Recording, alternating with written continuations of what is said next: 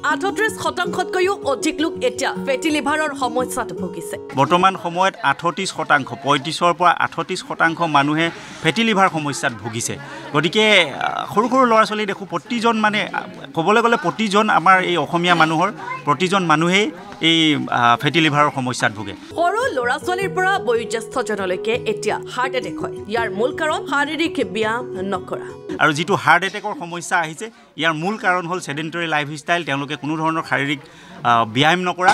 গতিকে মই অনুৰোধ জনাম কমচে কম দিনটোত 1 ঘণ্টা তেওঁলোকে ব্যায়াম কৰক, খোজকাঢ়ক, যিকোনো ধৰণৰ ব্যায়াম কৰক। লখিমপুৰত যোৱাকালি উপস্থিত হ'ল বিশিষ্ট চিকিৎসক ডাক্তৰ হৰিকান্ত দাস।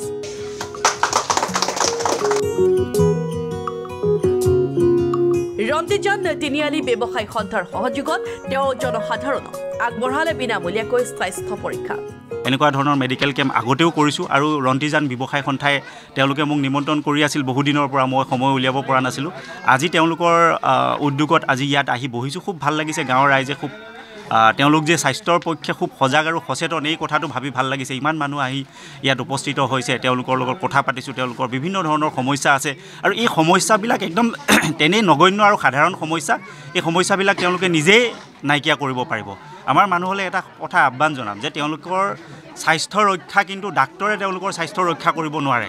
কোনো ডাক্তৰে স্বাস্থ্য ৰক্ষা কৰিব নোৱাৰে।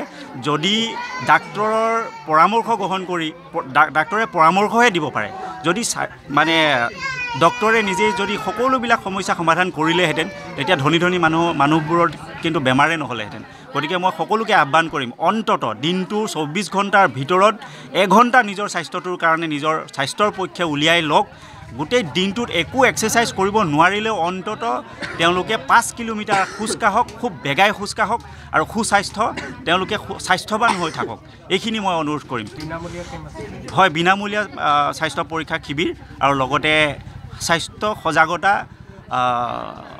বিষয়ক এটা শিবিৰ। এজন সুস্থ সবল স্বাস্থ্যৰ অধিকাৰী হ'বলৈ জীৱন প্ৰণালী সলনি কৰিবলৈ পৰামৰ্শ দিলে চিকিৎসকগৰাকীয়ে।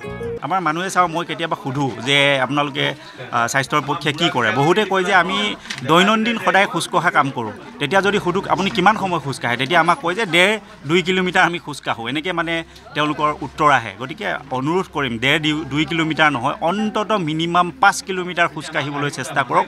চাব heart attack, depression, anxiety, diabetes, যিকোনো ধৰণৰ বেমাৰ, ফেটি লিভাৰ একো বেমাৰে নহয়। সকলো বেমাৰৰ পৰা মুক্ত হৈ নিৰোগী হৈ সুস্থ জীৱন যাপন কৰিব পাৰিব। গতিকে এইখিনিকে মই ৰাইজলৈ অনুৰোধ জনাম। ৰন্তিজান তিনিআলি ব্যৱসায়ী সন্থা আৰু ডাক্তৰ হৰিকান্ত দাসৰ উদ্দেশ্য জনসাধাৰণক সুস্বাস্থ্যৰ অধিকাৰী কৰি তোলা।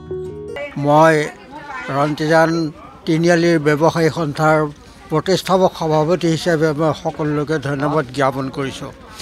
আজি এই স্বাস্থ্য শিবিৰত ৰাইজৰ উপস্থিতি আৰু ৰাইজৰ বিপুল সঁহাৰিয়ে আমাক অনুপ্ৰেৰণা যোগাইছে আৰু অদূৰ ভৱিষ্যতে আমি এনেধৰণে স্বাস্থ্য শিবিৰ দিবৰ কাৰণে আমি চেষ্টা অব্যাহত ৰাখিম।